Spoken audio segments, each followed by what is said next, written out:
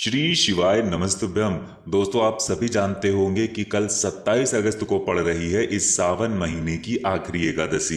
पूज्य गुरु जी ने कहा कि इस दिन आपको सिर्फ एक बेलपत्र और एक चावल के दाने से एक ऐसा उपाय करना है जो आपके जीवन में चल रही सारी समस्याओं को समाप्त करने के लिए, सारे विघ्नों को समाप्त करने के लिए, आपके बच्चों का पढ़ाई लिखाई में अगर मन नहीं लगता है तो उनके लिए, या फिर आपके जीवन में धन प्राप्ति नहीं हो पा रही है, व्यापार को अच्छी तरह से चलाने के लिए, आपकी नौकरी को अच्छे ढंग से बनाए रखने के लिए, और या फिर आपके घर में अगर लड़ाई झगड़ा हो रहा है तो उसको समाप्त करने के लिए आपको सिर्फ ये दो उपाय पूज्य गुरु जी द्वारा बताए गए जरूर करने चाहिए।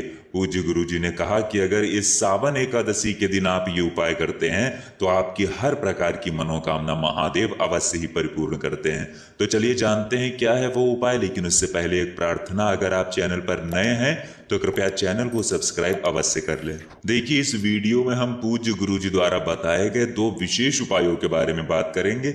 इनमें से जो भी उपाय आपको आसान लगे वो उपाय आप कर सकते हैं। ये दोनों ही उपाय आपके जीवन में चल रही किसी भी प्रकार की समस्या को समाप्त करने के लिए बहुत ही अचूक है। उपाय बताने से पहले सामने स्क्रीन पर आपको एक प्रश्न दिखाया जा रहा है। इसमें आपको बताना है कि प्रभु श्री राम के लिए 14 वर्ष का वनवास किसने मांगा था, माता कौशल्या ने या फिर माता कैकेयी ने। इनमें से जो भी उत्तर सही हो वो आप कमेंट करके जरूर बताइएगा। चलिए बात करते हैं गुरु जी द्वारा बताए गए पहले खास उपाय के बारे में। देखिए, इस उपाय के लिए सबसे पहले आपको ले लेना है एक बेलपत्र।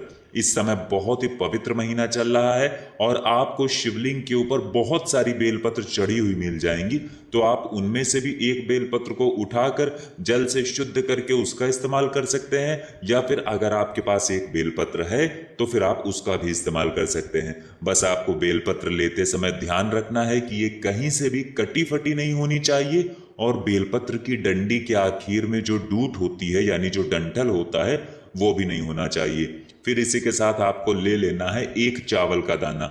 चावल का दाना जो भी आप लेंगे वो टूटा हुआ नहीं होना चाहिए, खंडित नहीं होना चाहिए। फिर इसी के साथ आपको लेना है एक हरा मूंग। हरा मूंग यानी साबुत खड़ा मूंग। हरा मूंग जिसे साबुत खड़ा मूंग भी कहते हैं, इसे कई कई स्थानों पर खड़ा मूंग भी कहते हैं, इसलिए सामने स्क्रीन पर आपको दिखाया जा रहा है। ये कुछ इस प्रकार का होता है और आपको ये सिर्फ एक ले लेना है। और सबसे आखिर में आपको ले लेना है एक लोटा जल। लोटा आप तांबे का ले लीजिएगा और जल आप अपने किचन से ले लीजिएगा। अब सिर्फ ये इतनी सामग्री लेकर आपको पहुंच जाना है शिवालय। पूज्य गुरु जी ने कहा कि सुबह से लेकर शाम तक जब भी आपके पास टाइम हो तब आप शिवालय पहुंचकर इस सुंदर से उपाय को कर सकते हैं। देखिए, अब शिवालय पहुंचकर सबसे पहले आपके पास जो एक बेलपत्र है उस बेलपत्र को आप अपने दाहिने हाथ में रखेंगे यानी राइट हैंड में रखेंगे, और आपके जीवन की जो भी विशेष मनोकामना है, जिस भी कामना के लिए आप ये उपाय कर रहे हैं, उस कामना को पूर्ण करने के लिए महादेव से प्रार्थना कर लीजिए, और फिर श्री शिवाय नमस्तुभ्यम मंत्र का स्मरण करते हुए ये एक बेलपत्र आपको शिवलिंग के ऊपर समर्पित कर देनी है। ध्यान रखिएगा, बेलपत्र की चिकनी साइड का हिस्सा शिवलिंग में टच करेगा और बेलपत्र की जो डंडी होती है वो जलाधारी की तरफ रहेगी। फिर इसके बाद आपके पास जो एक चावल का दाना है, उस चावल के दाने को आप इस एक लोटे जल में डाल देंगे और चंद्रमौली महादेव के नाम का कम से कम 11 बार स्मरण कर लेंगे। कौन से महादेव का? चंद्रमौली महादेव। पूज्य गुरु जी कहते हैं कि जब भी हम चावल का दाना शिवलिंग के ऊपर समर्पित करते हैं तो इससे हमारे चंद्रदेव से संबंधित अगर हमारे जीवन में कोई समस्या चल रही है तो उससे हमें छुटकारा मिलता है, तथा हमारे जीवन में धन धान्य की प्राप्ति होती है और माता लक्ष्मी की कृपा सदैव हमारे जीवन में बनी रहती है। फिर इसके बाद आप जो एक हरा मूंग का दाना लेकर गए हैं उस मूंग के दाने को इस एक लोटे जल में डाल लीजिए। हरा मूंग का दाना डालते समय आपको बुद्धेश्वर महादेव का स्मरण कर लेना है। पूज्य गुरु जी ने कहा कि हरे मूंग का दाना हमारे बच्चों के लिए या हमारे स्वयं के लिए बुद्धि विवेक के लिए होता है। जिन बच्चों की बुद्धि विवेक कमजोर हो चुकी है, जिन्हें ज्ञान की कमी है, उनके लिए हरे मूंग के दाने का उपाय बहुत ही अचूक होता है। अब ये दोनों सामग्री डालने के बाद आपको ये एक लोटा जल इसी बेलपत्र के ऊपर, जो बेलपत्र आपने शिवलिंग के ऊपर रखी है, इसी बेलपत्र के ऊपर धीरे धीरे समर्पित करते जाना है और लगातार शिव महापुराण के मूल मंत्र श्री शिवाय नमस्तुभ्यम या फिर ओम नमः शिवाय का स्मरण करते जाना है। फिर इसके बाद वहीं शिवलिंग के सामने बैठकर आपको 11 बार या 21 बार श्री शिवाय नमस्तुभ्यम मंत्र का स्मरण कर लेना है। फिर वापस अपने घर आ जाना है। पूज्य गुरु जी ने कहा कि अगर हम इस सावन महीने में पड़ने वाली इस एकादशी की तिथि में ये उपाय करते हैं तो यकीन मानिए आपके जीवन की सारी समस्याओं का अंत महादेव की कृपा से बहुत ही जल्द हो जाएगा। तो आप ये उपाय करने से बिल्कुल भी मत चूकिएगा। अब इसके बाद बात करते हैं पूज्य गुरु जी द्वारा बताए गए दूसरे खास उपाय के बारे में।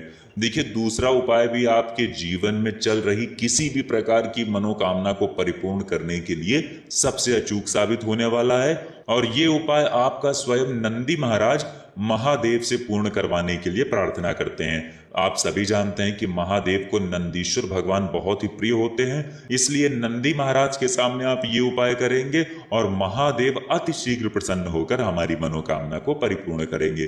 देखिए, इस उपाय के लिए भी आपको सिर्फ एक बेलपत्र की जरूरत पड़ेगी। ध्यान रखिएगा, बेलपत्र कहीं से भी कटी फटी नहीं होनी चाहिए और साथ ही साथ आपको एक लोटा जल ले लेना है। लोटा आप तांबे का ले लीजिएगा और जल आप अपने किचन से ले लीजिएगा। अब सिर्फ ये दो सामग्री लेकर आपको पहुंच जाना है शिवालय।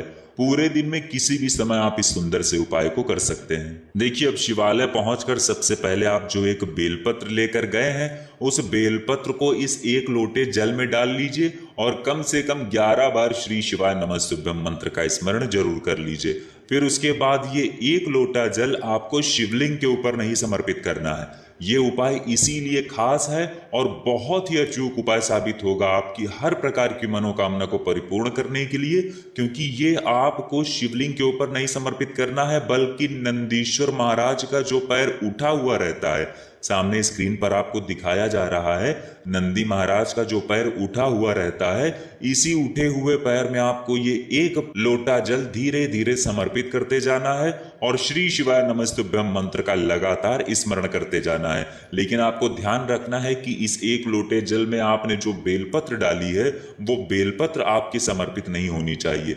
बेलपत्र आपकी अंदर ही रहनी चाहिए और सिर्फ एक लोटा जल आपका नंदी महाराज का जो पैर उठा हुआ रहता है वहां पर समर्पित कर देना है। फिर उसके बाद नंदीश्वर महाराज से आपको अपनी विशेष मनोकामना परिपूर्ण करने के लिए प्रार्थना कर लेनी है। फिर इसके बाद आपके पास जो एक बेलपत्र बची है, जो एक लोटे जल में आपने बेलपत्र डाली थी, वो जो बेलपत्र आपके पास बची है उस बेलपत्र को आप शिवलिंग के ऊपर समर्पित कर देंगे। बेलपत्र की डंडी का हिस्सा जलाधारी की तरफ रहेगा और बेलपत्र की चिकनी साइड का हिस्सा शिवलिंग में टच करेगा और श्री शिवाय नमस्तुभ्यम मंत्र का स्मरण करते हुए फिर वापस आप अपने घर आ जाएंगे। पूज्य गुरु जी ने कहा कि जब आप एक लोटा जल नंदी महाराज के पैर उठा हुआ जो रहता है वहां पर समर्पित करेंगे तो उसी समय आपको अपनी मनोकामना बोल देनी है और आप स्वयं देखेंगे कि कुछ ही हफ्तों के अंदर नंदीश्वर महाराज आपकी मनोकामना को महादेव से बहुत ही जल्द परिपूर्ण करा देते हैं। अगर आप ये उपाय एक एकादशी या फिर 2 एकादशी या फिर 3 एकादशी भी कर लेते हैं तो महादेव की कृपा से तथा नंदी महाराज की कृपा से आपकी मनोकामना बहुत ही जल्द परिपूर्ण हो जाती है। तो दोस्तों, ये थे पूज्य गुरु जी द्वारा बताए गए 2 बहुत ही खास उपाय। अगर आपको ये जानकारी अच्छी लगी हो तो वीडियो लाइक करिएगा। मिलते हैं फिर एक नए वीडियो के साथ। श्री शिवाय नमस्तुभ्यम।